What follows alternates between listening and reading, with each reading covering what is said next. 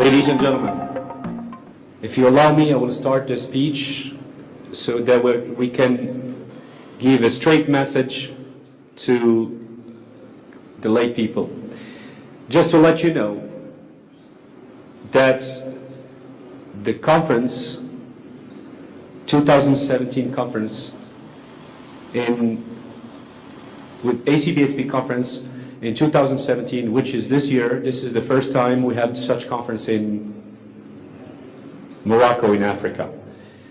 Ladies and gentlemen, this is an important event in such that a way to show that education is not given to one country or one type of citizens, but this is actually something to be shared with everybody, including citizens of Morocco and Africa. So before I start, I'd like to thank the guests. I'd like to thank Dr. Emile. Dr. Emile is our ACBSP Director of European Operations. We are happy to have him with us. Recently, or last year, was appointed to be the Director of ACBSP, representing ACBSP in Europe, Middle East, Asia, and Africa, I believe. And our Chief Executive Officer, HQ USA, apologized. He sent me an email yesterday, as with so many projects going on in the US, couldn't make it with us today. But we're happy to have Dr. Emile, who knows Africa, who knows Europe, who knows our region very well, and who's been doing a lot of good deed to our universities in different parts of the world, or excluding US, of course. I would also like to thank Her Royal Highness Princess Sanagita, who will be shortly with us,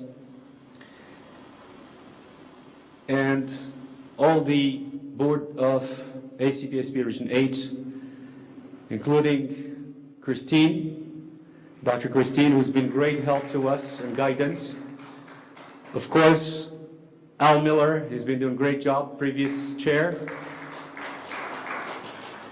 Matthews, future chair of Region 8, ACBSP Region 8, please stand up. Thank you. We cannot forget Jeremy, Dr. Jeremy. Where is he? And every member who actually took the time to come and be part of this conference. I can't thank you enough. Majority of the people, like every conference for the past 8 years or 10 years, I should say, the first morning is very challenging because as people are flying from different parts of the world. People coming from the US, from United Arab Emirates, Middle East, and taking a flight from Asia and so on. It's actually a long flight. By the time they arrive, they're either jet lagged, or with the time difference, they can hardly wake up in the morning. So we try to understand them, and we have about 150 guests expected this afternoon and tomorrow. Why? I was asked back in Barcelona. This is actually every year, as I said, this conference takes place in different cities in the world. Last year was Dubai, and we were hosted by a university in Dubai. The year before was Barcelona, and the year before, I believe, was Switzerland and Belgium, and then Greece, and then so many other countries. But this is unique in its kind. This is actually Africa. Everybody that hears about Africa from the outside of the world thinks of Africa as undeveloped, no resources, lacking knowledge, lacking skills. But I wanted to prove, and I insisted, as I was appointed in Barcelona as a chair-elect. Well, it was not a choice, but I was honored to be given this responsibility. I insisted for this event to happen in Africa, and to happen especially in Morocco. Morocco, ladies and gentlemen, has been the gate to Africa. Morocco and its leadership His Majesty the King, Mohammed VI, has done a great job for the past decade trying to open the doors to the African countries. Morocco is considered one of the 3 top countries developed or, going through the development process with South Africa, of course, Egypt and Morocco. But Morocco is unique of its kind. I wanted for this conference to be in Morocco to have that opening to show that to the other African countries that education is not only in Europe or in America or in Asia or in the Middle East. Knowledge is something to be shared, not only kept for the Western or other countries. As I said earlier, Africa has talents. Unfortunately, they need the tools. They need your knowledge, your skills as a professor, as university leader, as corporate leader. Without that contribution, no success, and we will see Africa behind. So, the King, His Majesty the King, Morocco, Mohammed VI, his vision was very clear for the last 6 years. And it was exactly as our university, American University of Leadership, visioned back in 2009, which is what is the best strategy to contribute to the development of these countries. I've visited many countries in Africa. You'd be surprised that the minimum wage in Cameroon is $50 per month. We don't even, you take a cab from the airport to your school or home, whatever you go, it's minimum about $50 to $100 or 100 euros. Now, you have that father who's getting paid $50 a month, family of 4. How do you think they're going to educate their kids? The schools, the governments are fighting to provide the education, quality education, but with no means, it's not going to happen. And sometimes there are means, their money is there. But without faculty, without professors, without leaders, without knowledge, you can do nothing with that. So my point is, I insisted for this conference to happen in Morocco so you, ladies and gentlemen, can share your wisdom, your experience, years of knowledge with other head of universities in Africa, with other students.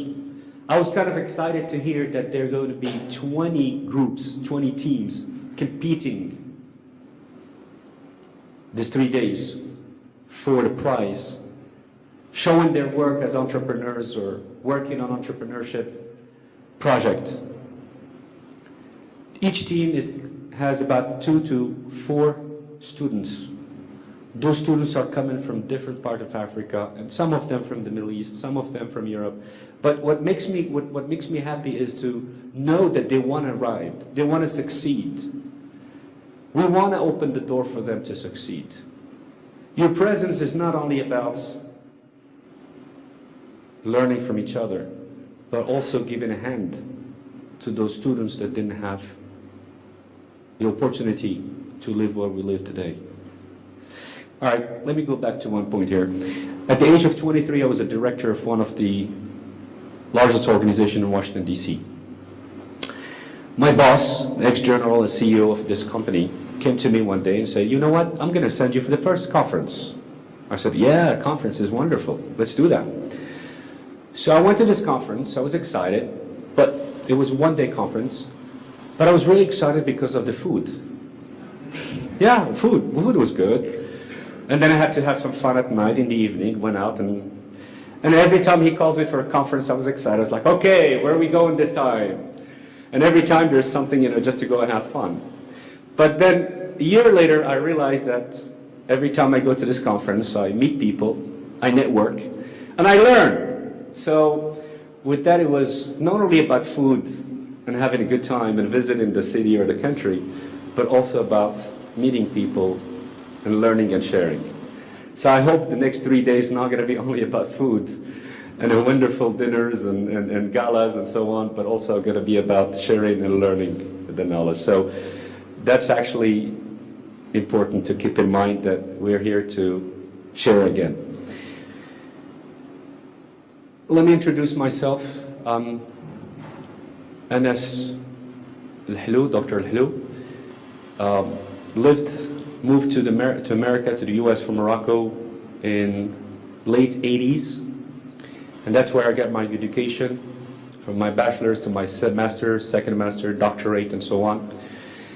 And all these years, I always had in my mind that coming back to Morocco is important, as I need to contribute as other people did for me and for other citizens.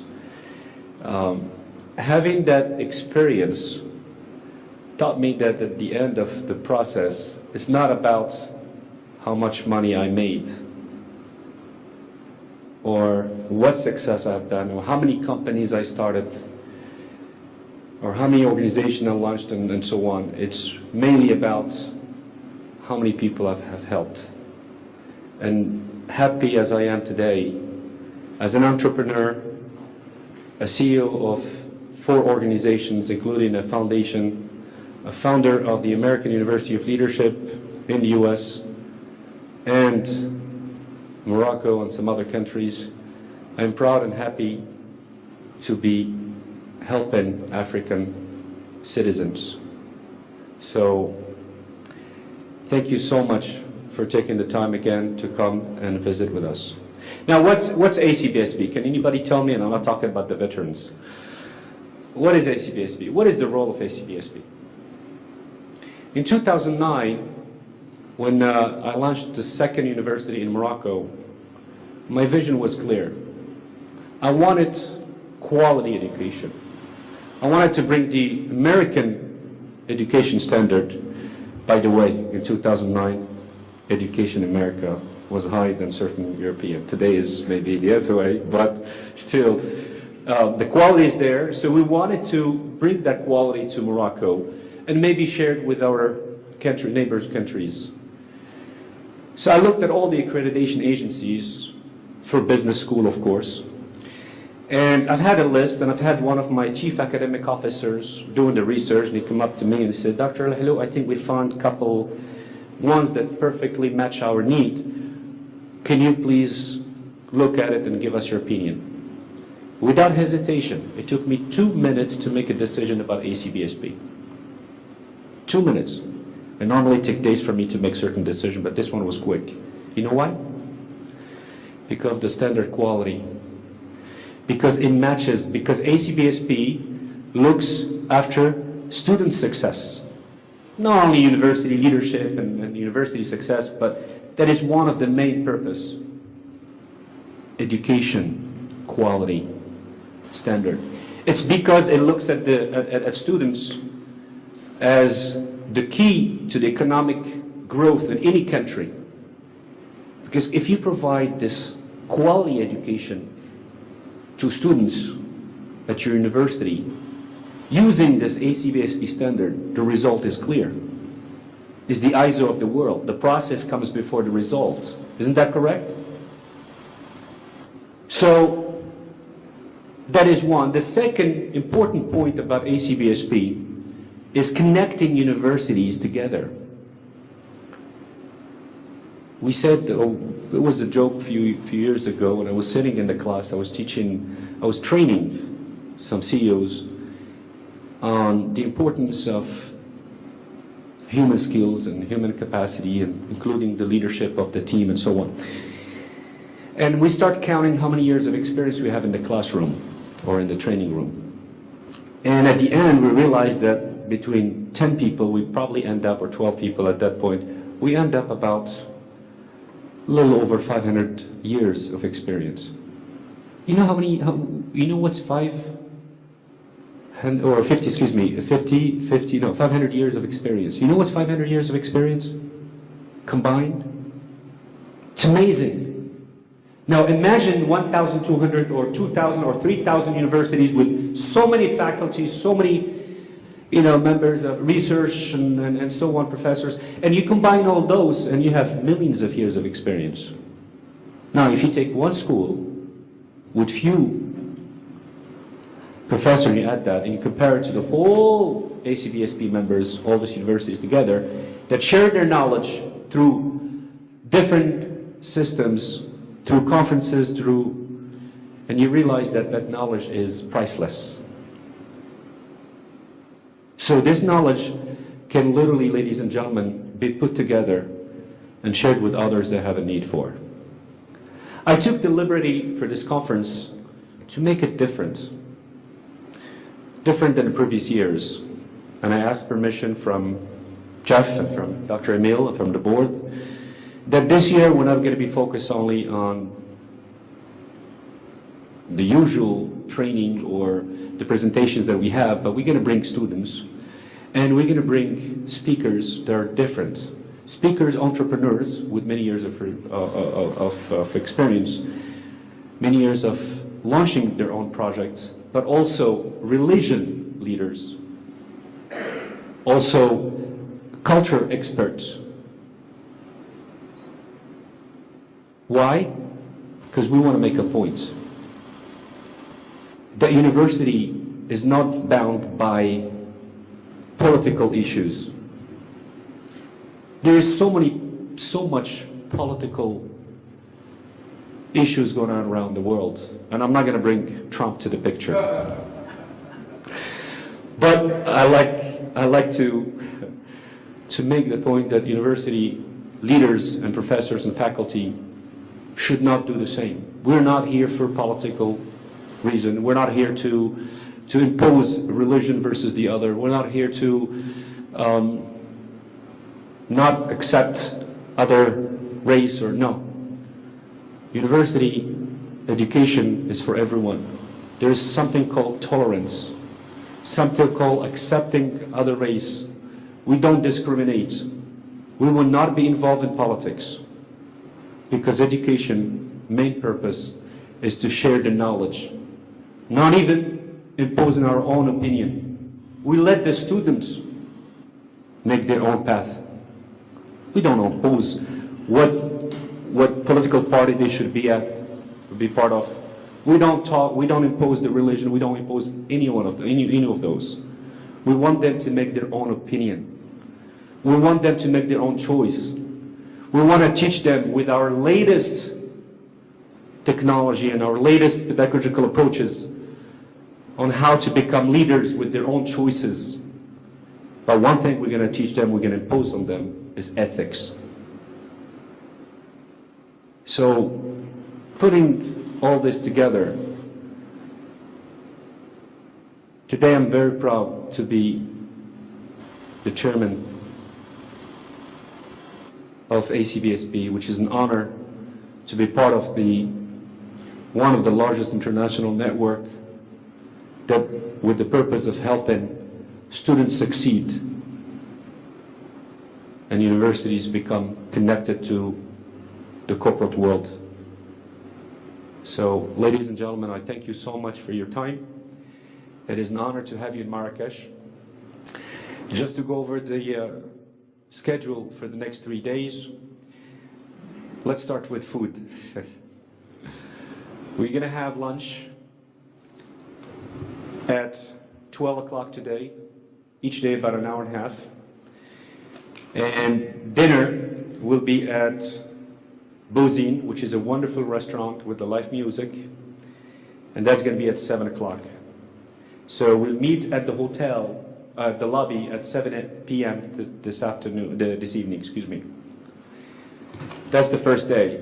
Lunch is served, a buffet, which is also part of the process, the part of the conference. It is in the outside. I don't know if you had breakfast this morning, but it's the same restaurant we had breakfast this morning. The second day, lunch will be at 12 to 2 p.m., which is at 30 minutes extra. And dinner will be served at Dar Marrakesh, which is a typical Moroccan restaurant located back the side of the swimming pool. It's called Dar Marrakesh, and it's a Moroccan food. I love their tangia. Tangia is one of the most one of the most greatest dish in Marrakesh and known for. And we'll get together at 7:30 at the restaurant, and it will be a live band as well. Now, my favorite is the third day, the gala. And I don't know how much you know about Marrakesh. One of the most famous places to be at is the Sha'ali. Sha'ali is typical traditional restaurant with shows. So like the Disney show, I don't know if you've been to Disney, horseback riding. I know Lucy would love that. And some beautiful dancers coming from different part of the region. So you will see the whole country exposed through the dance and through the folklore at the gala. Good. Now, do you have any questions about the program? Ladies and gentlemen? No? Okay, great. Let's have some fun. Thank you.